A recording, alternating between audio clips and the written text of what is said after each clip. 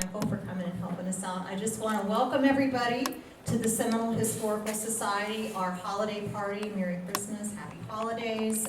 We are so glad you're here. This is a special day for us. This is a special season of celebration. Rejoice, peace to all, and that we can come together as friends and as members and as visitors. So, is there anybody that is here for the first time today? Okay. Well, welcome. We are so glad to have you. Welcome. I did want to take the opportunity. We do have Mayor Waters here today, so if we can say hello. And we have Arnhorn's here also. And yes, he's one of our council members, so thank you for supporting us. So we're going to get started with our program, and we have our very special guest here is Marilyn Mohney. I have a couple of just announcements for you. As always, we did Adopt a Mile this morning. I did not participate, but I think we got, 12 pounds of trash? 13 pounds of trash, okay? So we have a mile out here that we go every 3 months, and anyways, did a great job. So we try to help out to the community in that way. We're really looking forward to the new year. We have some really wonderful programs coming up in January. We have Gary Mormino. Hopefully I'm pronouncing that correctly. I just want to make sure that in February we're having Shanna Smith. She's also an author who's written a song about, or a book about Rosewood. We're coming up on 100 years of the Rosewood Massacre. So we have really lots of great programs. For those of you who were here last month, I was unable to be here, but Roger Block did an amazing job with the Native American program, and the Tocobaguas about the memorial that is down here now on Indian Shores. So if you haven't visited that yet, there's a brand new memorial. Again, if you know anybody who would like to join or to volunteer, we are always looking for volunteers here at the museum. In addition, holiday gifts. We have lots of little Future Fossil shirts back there. I know that everybody loves it. Whenever I wear it in the grocery store, something like, I want that shirt. So we have all kinds of gift cards, and Dennis McBride's wonderful art is back here that is also for sale. And then we do have our leaves on the tree. You could actually, have somebody's name placed on there depending on which level. So we have lots of ideas for that. So anyways, I just want to go ahead and get started. About a year ago, Marilyn and I got together and did a little interview here in the museum, which is on our website now. And, we said, it's nice to have a video of something, but at the same time, when do we have time to sit down and watch a video all the time? And, pioneer families hold so much. So much history. How many of you have been here more than 20 years? How many of you been here more than 50 years? Okay. So I think this is going to be a test for me. So if I say something incorrectly, please, tell me, oh no, that's not correct. Well, I just know for myself from being here since 1967, and my mom has been here since 1967 also, but from the area since the 40s. But we have a very special person here, Marilyn Mohney, and she is one of our board members. And her father and her family, you have two pioneer families. We have the Johnson family and the Campbell family. So we're going to talk a little bit first, Marilyn, about, we want to just first of all go back in time. And I think that more than anything is to imagine a time that is not like now, where we have construction and roads and congestion everywhere, and we really have to place ourselves in a different place of what Seminole was. And your great-grandfather was Benjamin Franklin Campbell. Right. Benjamin Franklin Campbell. And tell me about, of course you have memories of him, not memories of him, but of, family members talking about when he came here after the Civil War. So talk a little bit about how he came here to Well, he Florida. came to Seminole in 1864, and it was after the Civil War. Actually, he got wounded during the Civil War, and he walked back home to recuperate. And then he was going to go back, and he got word that the war was over, and he didn't have to go back. Oh my goodness. And so he was able to stay here. You said he walked, is it from South Carolina, or where did he come Yeah, from? all of my cousins that are here now could give you some more history on that part. Virginia? Madison, Florida, from 1840 to 1865. Okay. And then from 1802, 1804, they came over from Scotland. They were in South Carolina. Wow. Can you repeat it? So, what did you say, 1840? 1840 to 1865, they were in Northwest Florida, Okay. Madison. 1840 to 1865. Where he enlisted. Okay, where he enlisted was in Northwest Florida and Madison. Okay, so that's more like the Panhandle area, I believe. Okay, and then prior to that, the family was from Scotland. They were in South Carolina. Oh, South Carolina. Okay. So as they came through, imagine coming right from the Civil War, thinking about what it was like in Florida here, and thinking of coming to Seminole must have been, You can't imagine. I can't imagine. Can't imagine when you think of no roads and not much of anything around here, So when he came here to this area, and that was with the Campbell family, and then of course your dad was Jesse Johnson. So let's go back to talking a little bit about where you were born. Okay?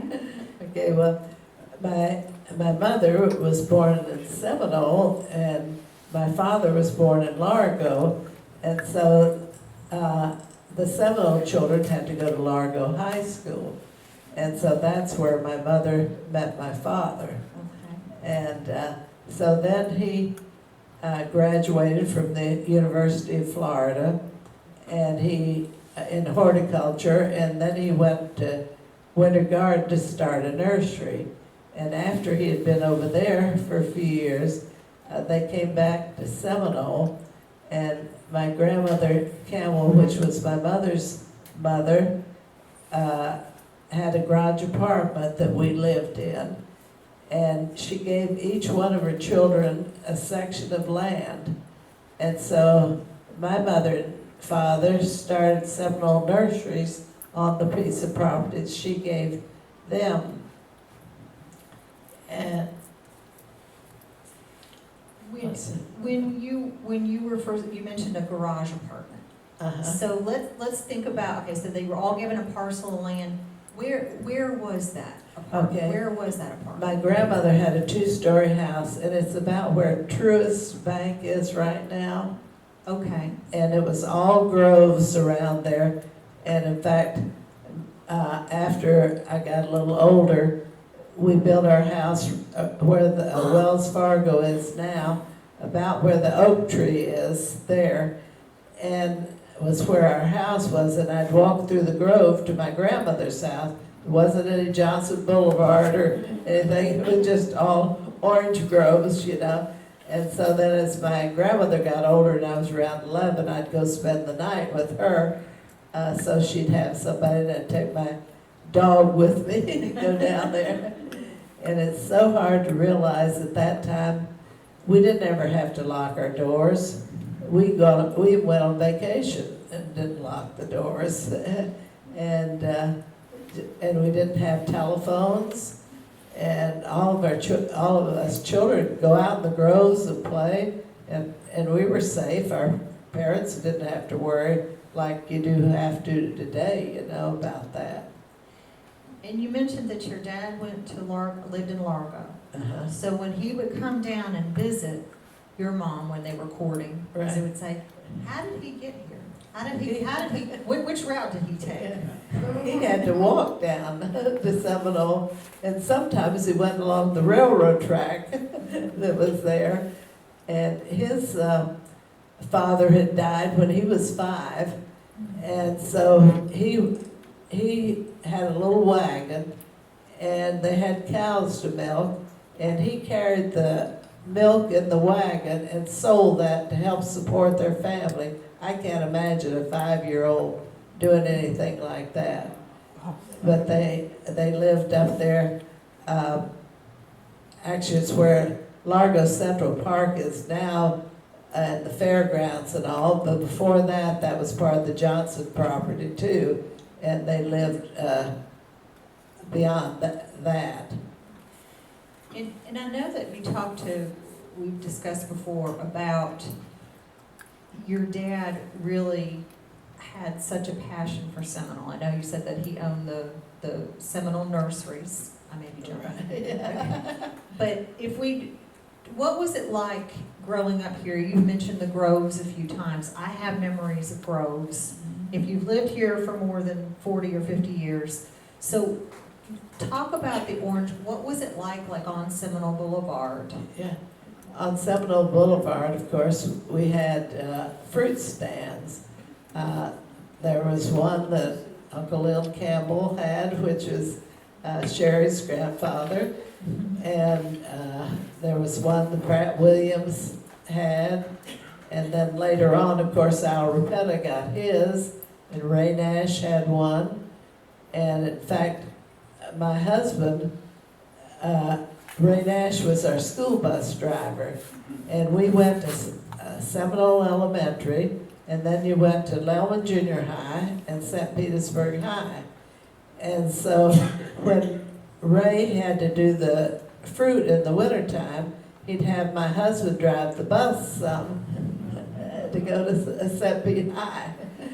And when I went to Seminole Elementary School, it was a 2-room school. There was 3 grades in one room and 3 grades in the other room. And so then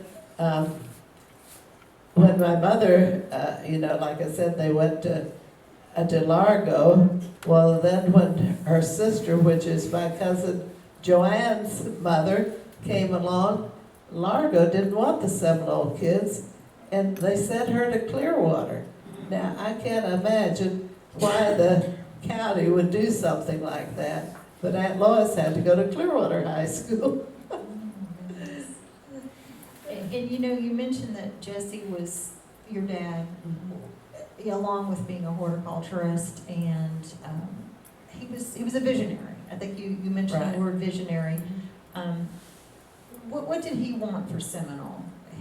I know you had mentioned about him that he want like a road, first of all, to go through, right? Or Right, because as you can imagine, what we have for Lake Seminole now, that was Bogaciega Bay, and there was no road going across there, so there was oysters in the bay, there was mullet, and when it was cold weather, they'd freeze. Time Daddy'd go down there and get a big burlap bag full of frozen mullet.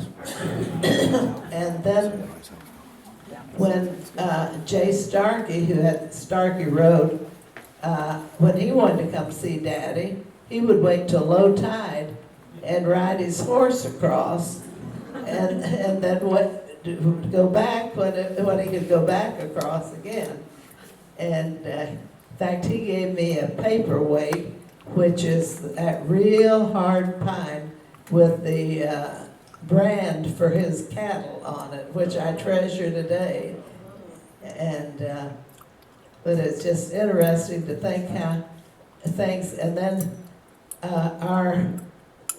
all of our mailboxes were right out on Seminole Boulevard.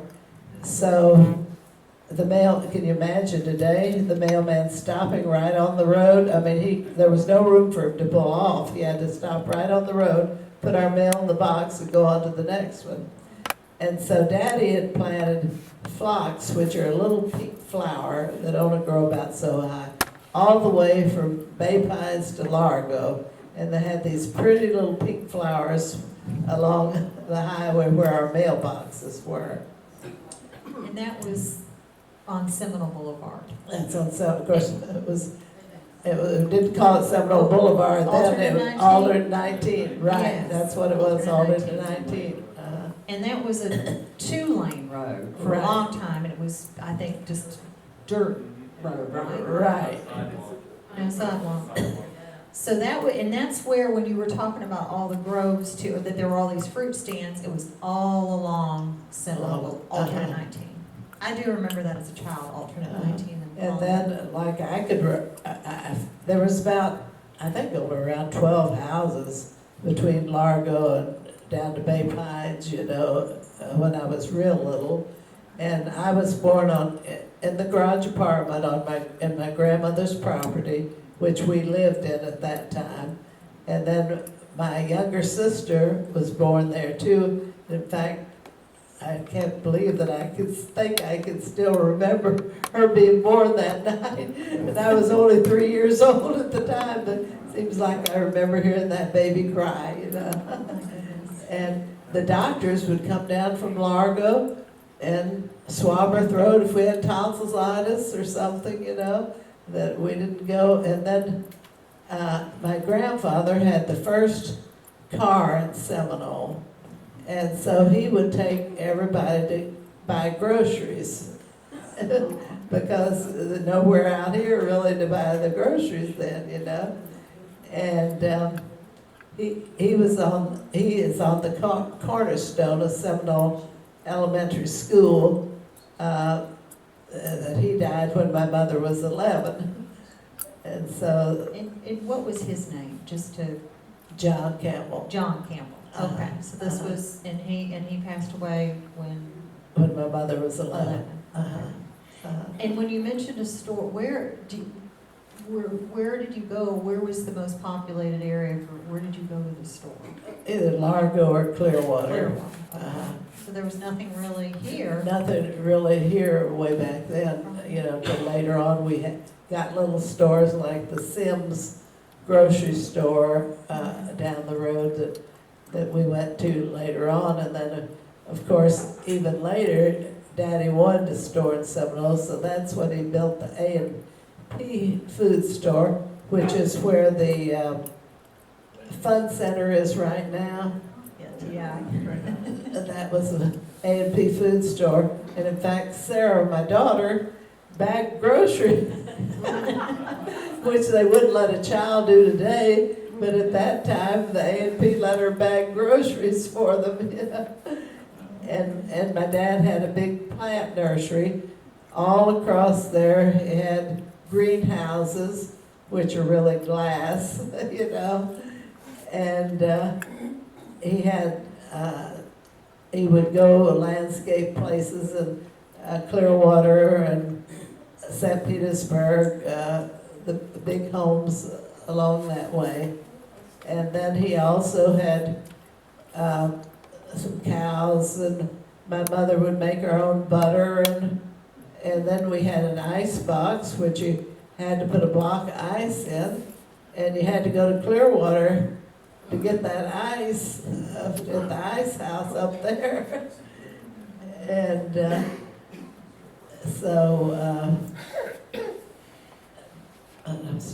How did, when you're talking about, I know you had mentioned about your dad, how did they get the road to come in Seminole? As far as like when they first started working on it, didn't he say he would give the county the road? That was when he wanted to build the mall. Oh, when he wanted to build the mall, okay. There wasn't any 113th That's there. And so Daddy told the county he'd give them the land if they would build a road there. So that's when they put the 113th in there, you know. And then he had Sylvan Abbey Memorial Park and Sarasota Memorial Park. Sylvan Abbey, one of his aunts had evidently had the first little plot of that, which had been started really back in the 1800s. And she asked Daddy and his brother, Uncle Tim, what they wanted of hers, because she didn't have any children or anything. And so, of course, Daddy always loved land, and Uncle Tim liked fancy things, his brother. So Uncle Tim said he'd take her diamond rings, and Daddy said he would take the land out at Sylvan Abbey. So at that time, there was just a little bit of the cemetery there, and it was all grown up with weeds and everything. So on Saturdays, when Daddy was through working at the nursery, he'd go out to Sylvan Abbey, and we would worry because no telephones, didn't know if he was getting hurt with some of the machinery, because he'd go out there by himself at first, and just dig and plow and so forth, and get the few monuments that were there uncovered and so forth. So then later on, Uncle Tim decided, well, he'd like to go into Sylvan Abbey with Daddy. So he became a partner out there with him at that time, But Daddy was always a very hard worker, and let's see, what all did he? He built the A&P food store, the first post office, Bank of Seminole, Boy Scout building, library, Sylvan Abbey Memorial Park, and Sarasota Memorial Park, and Seminole Mall. And he started the Kiwanis Club of Seminole in his living room. And he was so happy when Seminole became a city. And then he was the first Mr. Seminole. And then later on, my husband was Mr. Seminole. And later on, my son-in-law, Bill Miller, was Seminole. So we were very fortunate to have some of these men that had worked so hard in the city of Seminole. And I think that when you talked about like how Seminole Mall was, it's different than what the city center is. It still is on that same spot, but when you talk about the library and the first post office and the Boy Scouts, that was all on Johnson Boulevard. Right. So if you haven't been here that long, the library was not where the library is now, and not where the post office is on 113. And then, of course, we have Johnson Boulevard right there, and everything was like all there together. And before it was all groves everywhere. And groves. And I know that you had mentioned, which I think is, like, I remember the groves over here by Repetto's, Right. where Repetto's house is. I mean, when we were growing up, it was all groves. But I think what you had told me was really interesting is tell me about how far the groves went back where the trail is here. On 78th Avenue, where the trail goes across, that's far as the road went. The Maoris owned all the groves beyond that. So there was no road going through there, and you couldn't go any further than there. You'd have to turn around and go back the other way, because it just wasn't any road there, because everything was groves around here. It's just hard to believe that overpass on Park Boulevard, As all the far as way you could down go. to the beach was Yeah, groves. it's all groves. So when you were growing up, you mentioned that you went to Seminole Elementary, and I'm sure that there were many in here that went to Seminole Elementary. But when I went there, it wasn't a one-room schoolhouse, but we ate in the cafeteria. Now, was that We didn't have any cafeteria. We only No. had. was that the one-room schoolhouse for the cafeteria? It was 2 rooms. Oh, 2 rooms. Yeah. Okay, 3 grades in one room and 3 grades in the other room. gotcha. And of course, we didn't have any cafeteria or anything. We had to bring our own lunch, And Aunt Emma Camel was the principal, which is Gordon and Sherry's grandmother. Oh my goodness. Yeah, and so we all loved Aunt Emma, and she was fortunate enough to live to be about almost 104. 104. And how long do you do? She was at Seminole Elementary as the principal for 35 years. My goodness. And so when you were growing up, obviously all your family was here, and it was a different time, and it was very safe. What types of activities did you do when, for like on a Sunday? I mean, we didn't have cell phones and all these things that the kids do today. What was it like? Actually, on Sundays we would go for rides and visit our grandparents or other relatives visit somebody in the community after church, you know. Okay. And where did you go to church? I went to Seminole Methodist Church, and at that time, that was the only church around. And before a lot of the other churches came into the community, they had a circuit rider that went from Seminole to Nona and did both of the churches. And then my father got on the district board for the Methodist Church, and he found land all over the county for them to put up more Methodist churches. And, let's see, what was I starting to say? The civics, or the log cabin, that's still standing, the Boy Right. Scout, yeah. Uh-huh. Now, when you were growing up, that was, you know, I mean, I think that it still is there, it's standing, and we're hopefully gonna be able to preserve it. But tell me about we were talking some of the events Yeah. that went on at the log cabin, Yeah. at the elementary school. Yeah, Tell me about that. Of course, excuse me, the elementary school didn't have any place to have Halloween carnivals and everything. So everything was held down at the log cabin. Everything for the school, and of course the Boy Scouts met down there. My brother was an Eagle Scout. My husband was an Eagle Scout. My father was a Scout leader, and so then I could ride my bicycle to Bay Pines. There was a ball field behind the hospital there, and Daddy had a ball team for his nursery that played down there too. And didn't they have wedding receptions oh, and things at there the log too? cabin, you could fix it up so pretty. It's hard to realize now, but there weren't other places along the stairways that go up to the loft. They would cover it up with cloth and fix it all up. They had a lot of pretty wedding receptions there. And I think we were talking about your daddy on Christmas Eve, with all the young people in the church Oh, yeah. in his truck. Yeah, Daddy had these big trucks, you know, actually they would dump. Today you wouldn't be able to do this, but all of us kids in the church, we'd get on the back of the church and we'd go caroling all over Seminole until around midnight on Christmas Eve.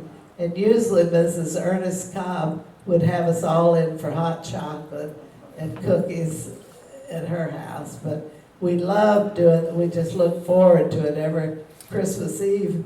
But today it sure would be unsafe to be in an open truck like that today, you know. No, I think we'd get in big trouble. I know, we would go around and pick up trucks and, you know, around here, but, yeah, but I don't think we could get away with that now. I don't think Things were so. a lot different. You know. Either, you're right, yeah.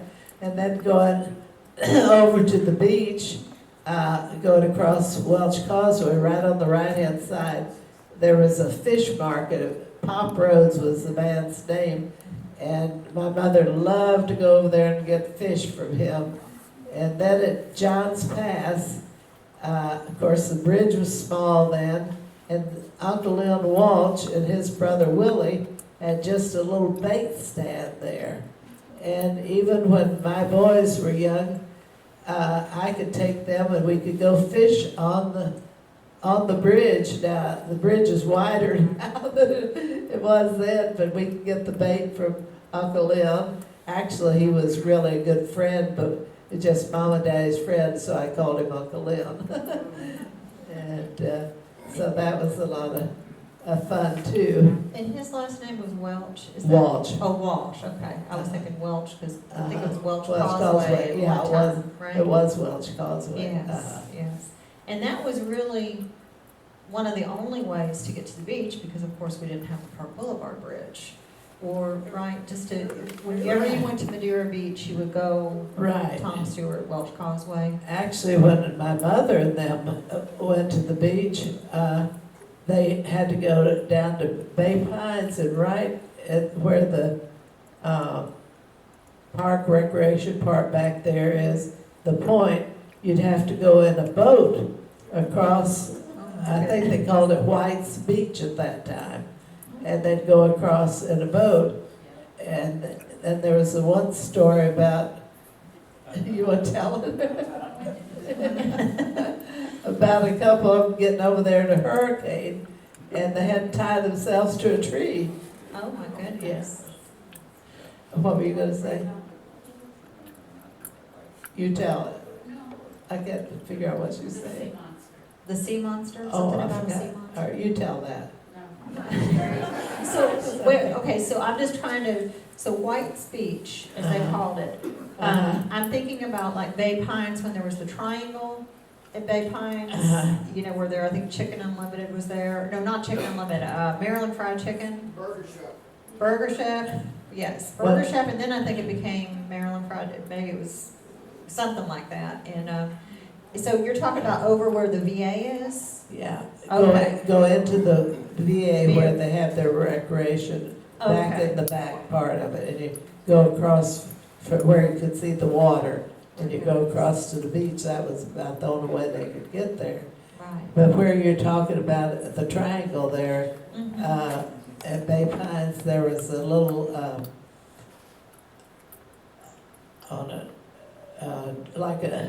it wasn't really a drive, and a little hamburger stand and so forth, Okay. that one of my friend's mother owned, and I worked there as a curb pop some when I was in high school, and you put the trays on the side of the cars, you know, and hope they wouldn't fall off. Right, oh, yeah.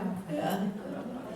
But that was right there in that little, And that, underneath where that triangle goes Where the across. triangle and did you, I know you mentioned that your husband was also a Mr. Seminole, Right. and Jean, of course, was a big part of the Historical Society, and, you know, at one point, when you lived here, when he was younger, I don't know what period of time, but you owned a motel, didn't you? A motel in Mobile Home Park. Okay, and where was that? And that was right there on Seminole Boulevard where there's some condos now, right north of Lake Vista Drive. So I think we were talking Monterey, Is that Those what they're Monterey called? condos, I don't that's- even know what they're named. but I remember when we were in your living room, we were looking out the Uh-huh. window, we could see the condos. Condos, But I believe right. it's Monterey. Uh-huh. So what was the name of the hotel? Seminole Village Motel and Mobile Home Park. Okay. Uh-huh. So So how- up front, we had the motel, and behind it, we had about 60 mobile homes that went down to the water. So did both you and your husband manage that? Yes, first his parents had it, Okay. and then we took it over. His mother died very suddenly when she was only 65, Okay. and so then his father was still living, and Mhm. but we ran it from then on. That must have been a lot of work. Yes, it was. Was it back then, was it mainly snowbirds that came down? Yes, and some people stayed 3 months. A lot of them was coming down for the winter, and a lot of people were repeats. Every winter they'd come back. It changed when Disney World came along, because it was so expensive to go there that people couldn't come to other parts of Florida. They'd go over there and then they'd go back north because it was. But before that, they would kind of travel all over Florida. Gotcha. So that really did change. It really Everybody changed. wanted to go to Disney World Right, in the early uh-huh. 70s. And it got so expensive that, you know, the time they'd do that they, and the Campbell family has a reunion once a year, and we have it as near as possible as Grandmother Campbell's birthday, which was March the 20th, and we usually have around 100 cousins there, and so we're looking forward to having it again. We've already set March 18th for it for this coming year. So how many of your cousins are here today? Can you raise your hand if you were a relative? Oh, goodness. With the Campbells. That's wonderful. Right. And, Is there any other stories you want to share? let's Mrs. Rapetta, which was Al Rapetta's mother, their home was up right where the AAA building is now. And she grew these beautiful flowers. So she would put them out by the highway in cans, and it was an honor system. So you just stopped there and picked up your bouquet of flowers, put the money in the tin, and you leave. Well, today, that money wouldn't have stayed there, but back then, nobody ever took the money, and she had the most beautiful flowers that she would grow, you know. And they were talking about that too, that they were lined up all along Central Boulevard, flowers. Oh, that was the phlox that Daddy Phlox, planted along right. there, you know. I think we should do that again. I think that would be beautiful if we had that. And then Daddy had told the city of Largo that he would give them some trees or something to plant down the center of the street, you know, give them free. But they said, no, it would be a danger. The cars driving, and now you see today that there's some down the roads as they are. And There we go. Kristen, ask her to explain Gene Mohney and the Ducks. Okay, I forgot exactly you want to tell that one? Gene Mohney and the Ducks. I can't remember exactly what you're talking Remember, about. Sarah? You tell. Somebody tell. Somebody, I don't know this story, or I would tell it. You want to come up, Bob, and tell it? No. No, okay. Come on, Bob, help us out. Well, how would you feel about people asking questions? That would be fine. That'd be fine? If I had anything that they would like to ask, I Yeah. don't know what I, Hey, Chris, Yes. when she worked, doing going down to the tables, were you on roller skates that far? no, no roller skates. No roller skates? And what was the term of that called? It was called a what, jockey? A what? Car hop. Car hop. Okay, so no roller skates. I've been right here. Okay, all right. Sorry, I'm That just goes back to trying the to get it 50s. right out of ears. No, it goes back to the 50s. Yeah. I do know that you did talk about the Bank of Seminole. Did you want to talk about where you worked? Oh, Well, unless you have some other thoughts. no, I was just gonna say that my children had to go to Madeira Beach School, and then there was, we were beginning to wonder, but then Seminole High got built, so they were able to go there. And then by the time my youngest daughter came along, we had Seminole Middle School, so she could go there also. And, And where did you went to St. Pete High? right, Right, St. Pete. Lelman Junior High. Lelman and St. Pete High. And then you go around by 16th Street to St. Pete High. Gotcha. And I played in the band at the high school. Oh, Played the okay. saxophone. The saxophone. Les- Marilyn, I got two questions. Do you have, or does the museum have a map of all the Johnson properties around this We area? don't have That would, I mean, it goes so far west, I had no idea. Yeah. Uh, And also, Johnson Boulevard, I think you might have said it, I might have missed it. Is that where the nursery was? With- No. No. The nursery was from Johnson Boulevard north, and then it went all had a great big front yard and grass where all the boys would play football with my brother, and Freedom Square. and then it went all the way back to where the mall was, because that was his pasture there. But there was all plants, and he had a pond back there, all decorated. It was really beautiful. In fact, my brother got married there by the pond, and all the girls wore the big colonial dresses with the great big round skirts and so forth. It'd be great to have a map. Yes. Johnson's property, what was there, and what's there now. Right. Visual. And that whole area, I mean, really was where the Treasure Island Fun Center, where Freedom Square, all that wasn't it? Yeah. And even, Even where, the restaurant was, Jesse's Landing. oh, so Yeah. Jesse, we didn't mention Jesse. Yeah. Okay, Johnson Boulevard. okay, Yeah. Jesse's Landing. Jesse's Landing, my brother built Jesse's Landing. Does anybody remember Jesse's Landing? That was my favorite place to go. It was mine too. Yes. And then my brother had a brain hemorrhage and all, and in fact, he's passed away now. But that's the reason he finally decided to close the restaurant. And then some people said that land was contaminated, which it was not, because my father did put some of the nursery shavings on, but he never put any oil or no anything. It was just cut, plants and stuff that he would put on there. Who owns the land that the log cabin is on? The Seminole Methodist Church. So who, and didn't.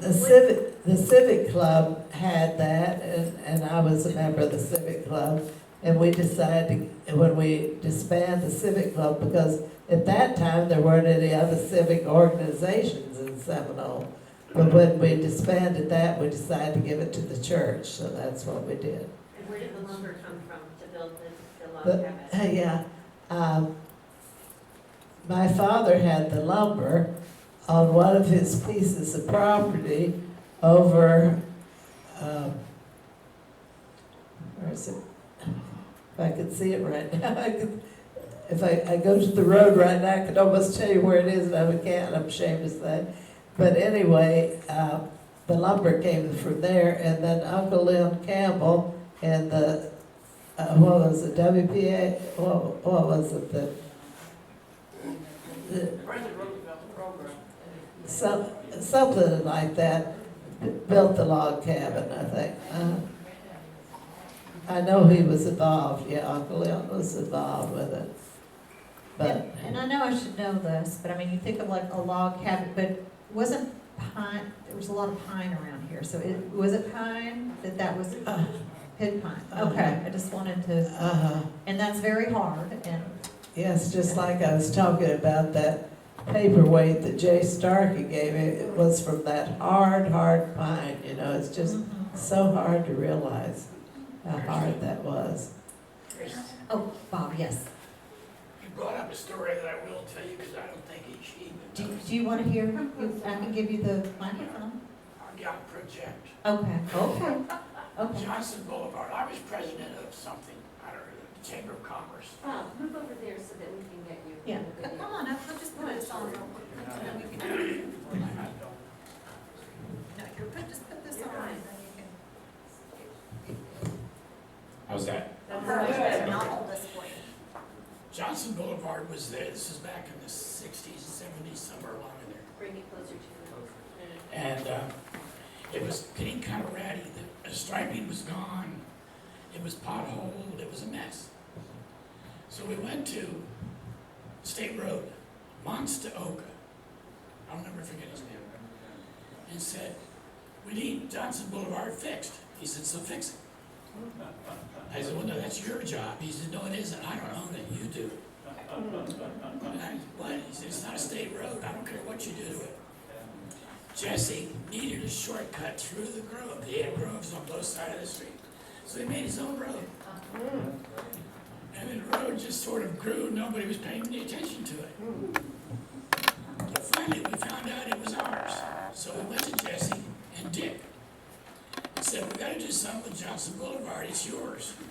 He said, oh, can I build on it? And I said, I doubt it very much. So we had to get a meeting. Lawyers, Dennis Deloach, I think, was the lawyer that represented us. And we had to get with the state, and we had to deed Johnson Boulevard back to the state of Florida. So they would look after it, because we couldn't afford to do it. Jesse, there was thousands and thousands of dollars to fix it. And the lights at Johnson Park were like, I think, close to $500,000, just for those couple of traffic lights. So we gave the Jesse signed and Dick signed. We gave this thing back, Jefferson Boulevard, back to the state. The state came in and resurfaced it and put the yellow striping back on the road, and everybody lived happily ever after. Thank you for that.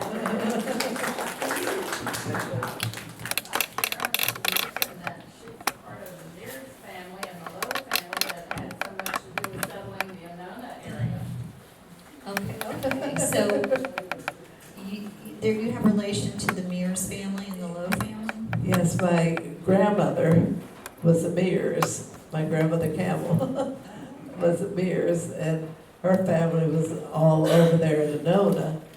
And like when we used to go to visit Aunt May, one of my mother's aunts, she had the biggest avocados I've ever seen. They were about 2 pounds each one of them. And, oh, they were delicious.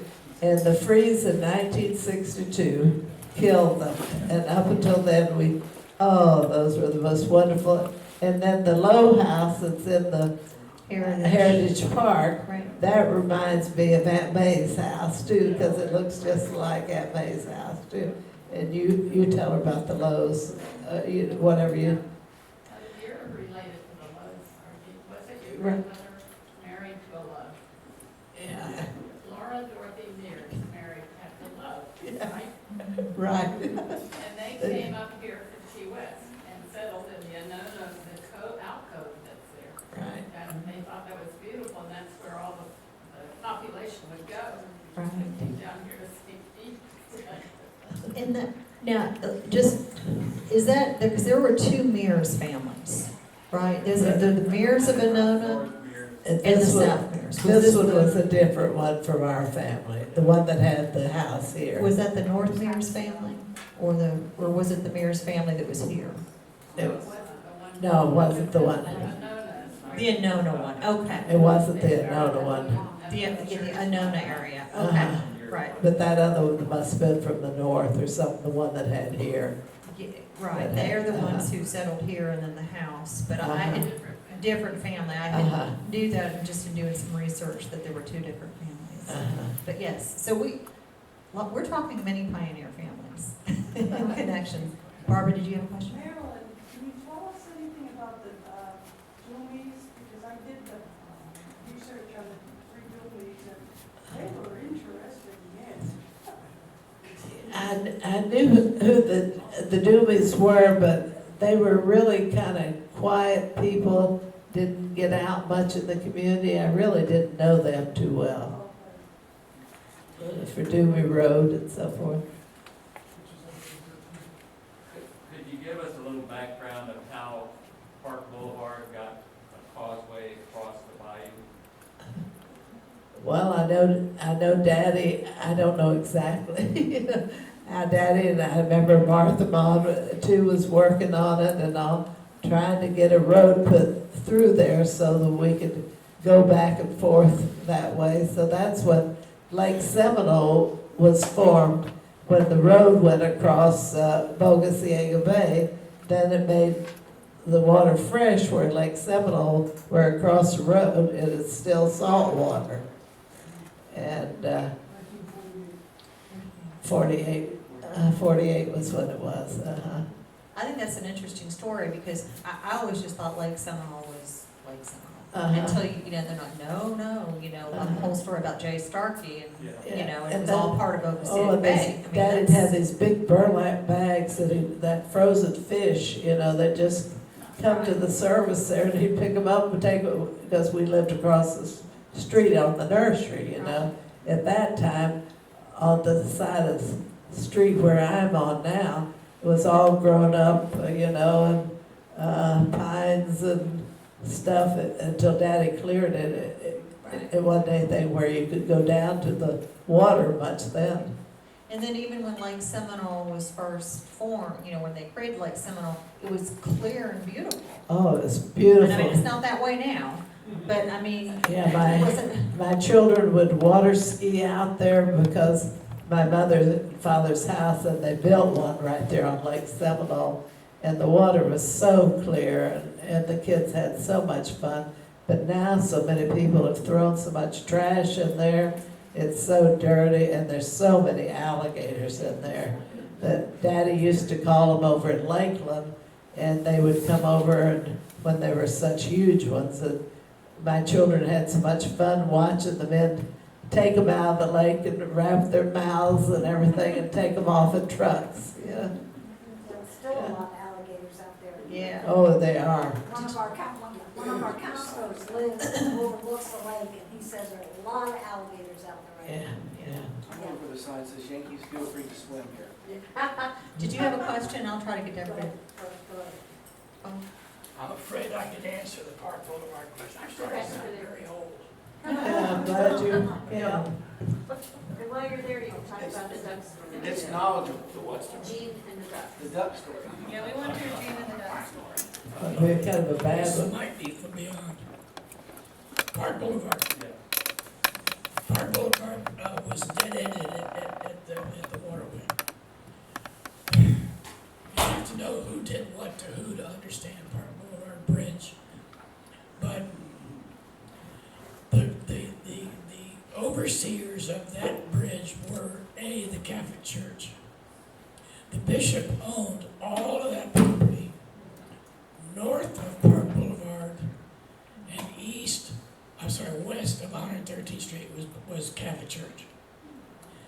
They wanted to build a church between Blessed Sacrament and St. Jerome. There was no fire coverage on the beaches at that time.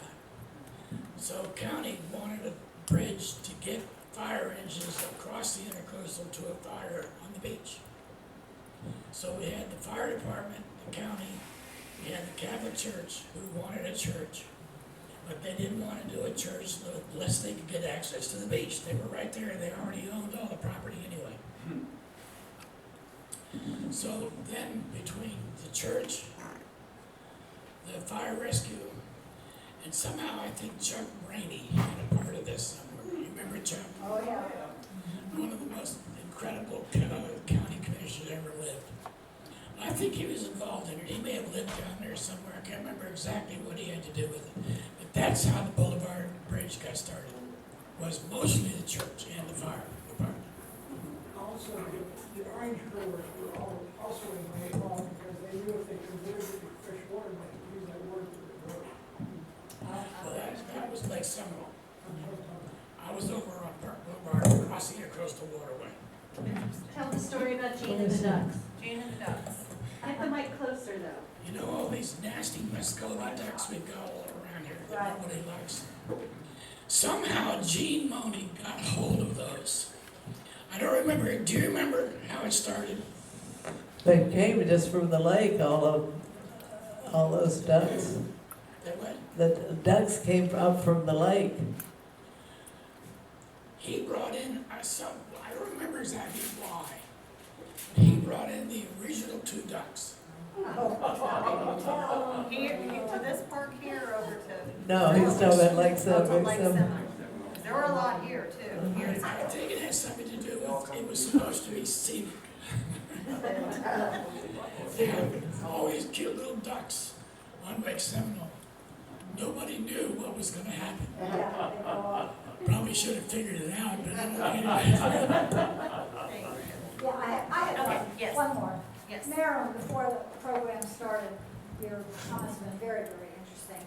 We were talking about the founding of the city of Seminole 52 years ago, and it was done at the old Seminole Mall in the food court, just like this, with Right. folding chairs. We were standing up, most of us. And your father was very much, do you want to be annexed by St. Petersburg, this property? We weren't a city. Pinellas Park, Largo. You want to tell a little bit more about your father's approach? Right, he was so afraid that one of those were gonna annex Seminole because they all wanted us so bad. So he tried and tried, but there were so many people that thought, oh, if we get to be a city, it's gonna cost us more. We're gonna have to pay a lot of taxes. A lot of people didn't want to be in the city.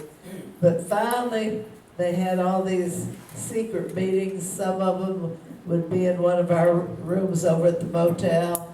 or Daddy had the Chamber of Commerce in one of his buildings, and they'd meet in there too, trying to get all this decided, you know. And, Marilyn, was that called the Christmas Tree Club? probably was. They were, you said secret, and that reminded me. But they called it, Grant, didn't they call it the Christmas Tree Club? They were supposed to be talking about Christmas trees that they were gonna sell, and it was actually planning for the foundation of Found the in City of center. Seminole. It was, And so then in the mall, in that big area, it was so exciting the day that we voted on having a city, you know. it was done at the, upstairs at Home Federal, which is Oh, that gone. was? Uh-huh. It was- it was Well, the amazing. town hall meeting to discuss it was at the mall. Yeah, And that's it, where and the it, vote, the vote took place. yes, and at 254 to 86 and something like that. But didn't they come around and ask people to sign? Yes. They did, Yeah, because I uh-huh. think Sandy, remember there was people that came in, yeah, to say, Uh-huh. do you want to be part Part of the city? And uh-huh. And a lot of people, you know, were just afraid it was gonna cost them too much. No one filmed this. Miss stays in this room. This is Oh. how I met Mr. Mohney. You mentioned the Seminole Motel. Got married. I live on Grove Terrace. I still live there. And we snuck into the swimming pool at Seminole Motel with my daughter. Me and my daughter. And then he would come out and he goes, you know, he asked me, you know, why it was there, and I told him I had my daughter there. This was back before Kiwanis allowed women into the club. So he asked questions about my husband, because he was looking for membership for Kiwanis. And he goes, and you could be a Kiwanis. So I went home, told my husband, and I said, I can go swim in this pool, but you gotta tell me this guy, John Kiwanis. So That is a I great couldn't story. get him to get there. So, years later, my daughter was a student at Seminole Elementary, and she was in K-Kids. She came home, I got home at 5:30, and this is when Kiwanis was meeting at Piccadilly's at the old Seminole Mall. She goes, Mom, I gotta do a presentation, I'm vice president, you gotta take me there. So I take her there. I first walk in, the first man I saw was Jean Mohney. And I'm like, oh my God. So she did her presentation, and your husband called me weekly. He goes, we allow women now. And that's how I got into Kiwanis, was with Jean Mohney. So I said, please don't tell your wife I was the girl that snuck into the hotel. I don't know if you recognize me or if you knew that. But that's how I got involved in the city of Seminole, was through Jean Mohney. There were women in the Seminole Motel. What you're not telling them is you were skinny dipping. He was so interested in Kiwanis and worked so hard. He had 57 years of perfect attendance. Can you imagine going all the time, never missing for 57 years of Kiwanis? Any other questions? Mention Jesse's Boy Scout involvement, the silver. Yes. Jess, okay. Talk about Jess's Boy Scout involvement. Capsule, Silver Beaver. How about Jesse's? Oh, yeah, he did so much with the Boy Scout, but what all different awards he get. He got the Buffalo, and he got several high up, that he went all over the United States with the honors that he got from Boy Scouts. So there were some, do you remember what the, The local one was Silver Beaver, but then right, nationally it was Silver Buffalo. nationally was the Silver Buffalo. Well, I knew that he went to several national Boy Scout things, you know, that he was honored for. And he was worked so hard too, because Camp Sewell was such a wonderful Boy Scout camp for the boys. My husband went out there to camp, my brother went out there to camp, and it was just a wonderful place for the boys. Thank you. I bring them all the time because I get a lot of compliments. Oh, So the simple. hurricane and White. You were talking about when they got lashed to the tree. Tree, Yes. He said, well, 1923. Yeah, was that when the really bad one formed John's Pass? And, Okay, so that was in the 20s. and then also the bridge going to St. Pete was washed out then too. But they had no communication, didn't know it was coming, they'd gone out to an island, and they had, and when the wind started, they lashed themselves to a palm tree. Yeah. The story goes, Uh-huh. they went through the hurricane that way. Right.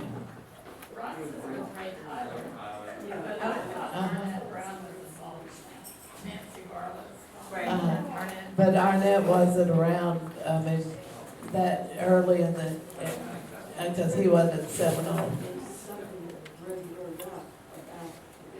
But, well, that was a hurricane that created John's Pass. Uh-huh. Okay. So any more questions? Let me Yes. just make one comment, like in my connection, way back before I was even on council, lived in Seminole or anything. I was born and raised in Gulfport. Went to Gulfport Elementary, Distant Junior High, Uh-huh. Bogosiega High School. Uh-huh. Well, when I started, then St. Pete Junior College, then went on to Florida State University, advanced here, there you go. But anyway, when I was preparing to graduate from college, I had to intern, and English was my major. I Uh-huh. was living back in the same bedroom that I grew up in, now I'm a college student, way in Gulfport, and I would have to travel from Gulfport, 2-lane Park Street, 2-lane Park Boulevard to Seminole High School to intern. Miss Dunn was my teacher. Who knew Miss Dunn? I was, Almost was done. she frightened me. Oh, yes. Whatever Miss Dunn wanted, I gave I her. remember Miss Dunn. Thank you. Also, I wanted to thank you, Trish. I didn't see you back there, or I would have introduced you. I was like, oh, there. Anyways, I appreciate you sharing that story. And Springer on council. yeah, Trish Springer on the council. So. I did not leave this room. Oh, yeah, right. Anyways, before we, I just wanted to say our date today, of course, is December 10th, 2022, for our program. And Marilyn, if you don't mind, do you mind telling us your age? Well, my birthday is August the 10th. I was born in 1931, so I will be 92 this next year. Well, we want to thank you so much. I don't think you did a wonderful job. Well, I don't think I did it quite like I had thought I would. Here's the thing is that when you're doing something like this, you have a format, but honestly, one question will lead to another, and that's really the best way. Yeah. And I appreciate everybody asking questions, also contributing, what you know about, with your family and everything. It was wonderful. Would We you do- all like to say any more about the Yeah, family? anything What else about the Campbell or? Gordon, would you like to say Gordy, something? would You you- tell a little bit more. You covered, okay. Oh, you- Well, we may need to Oh, wait, have a he wants to time. say something. Okay, go ahead. I started my career at the Bank of Seminole, Did you? and became Community Bank of Florida. Somewhere in those name changes, Jesse was the chairman emeritus. And I remember him coming in every week with a bucket of roses in his coverall. He'd hand out roses to all the ladies in the bank. I should have said that because every week Daddy took cut roses and took them to every one of the tellers at the bank. I forgot to That's say so that. nice. And he I'm had a glad you big did. vegetable garden across the street Right, across Seminole Boulevard. right. And he made an offer to the officers of the bank, if they wanted a couple of rows, we could come over and grow vegetables. So my wife and I took him up on that, Oh, and a row is like, 200 feet. Anyway, Jesse taught us how to grow vegetables. Right. Oh, and he would grow he grew okra and black-eyed peas, so many of them, and he was on the board for Home Federal, and so he would have to come, when he'd go up to North Carolina to vacation, he'd have to come down, fly down once a month to a meeting. So he would bring a suitcase, and he would empty it, and he would fill it full of vegetables to carry back to North Carolina. And my son got so tired of my daddy was gone, they grew so fast, and that okra, if you don't get it right away, it's no good either. So Alan had a time just trying to keep up with Daddy's garden while Daddy was gone. Thank you so much, because I worked at the Bank of Seminole. I don't know when you were there or not, at the loan department. Yeah, I was in the water department upstairs. Okay, I was in one of the downstairs. You know what I'm saying? I talked to him, oh my God. Well, we really appreciate y'all coming today, and I just wanted to also acknowledge our board that's here today. So we have Michelle Abramo, Betsy McBride, Sandy Holloway, Sarah Miller, Gordy Nichols. Am I missing anybody? Celeste Horn. Where's Celeste? Okay. Yeah, so just to stand up, we want to acknowledge our board, please. Thank you. And Marilyn, of course, we appreciate your service. And she, the I'm president. Kristen Holcomb, I'm the president. Anyways, I would like to, I really like the idea of having these forums where it's talking about Seminole, and, there's just so many things that we have, all of us have memories in these wonderful pioneer families, or even if you've just lived here for many years. How would you feel about having more programs where we have kind of interview type programs? Absolutely.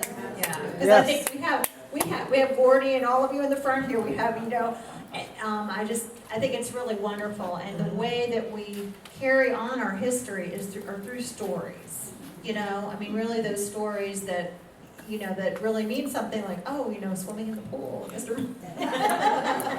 And then the last thing I just wanted to say is that Jean, it's just, in this community, it's such a small, especially back then, it was such a small community. And, I know that you were saying the house that my mom lives in, next door, Colonel Rhodes, who was a pioneer, he wasn't a pioneer, but, he came down here in I believe in the 50s. And 1953. 53, and built these homes along here, and Jean worked For his sister-in-law. For his sister-in-law, okay. He'd get through over at the motel, and then he'd come over and work with Mrs. Rhodes, and then she was lonely, and she'd want him to sit and talk, and we wouldn't get supper. Oh my goodness. See, there's always a story, but, I thought, well, look at all these little connections. Anyways, well, we thank you for coming, and we do have refreshments. Also, too, we're having our Secret Santa. If you did bring a gift, then we will have, you can take a gift. We will have our Secret Santa after some refreshments. Thank you so much, and thank you, Marilyn. Thank you, Marilyn.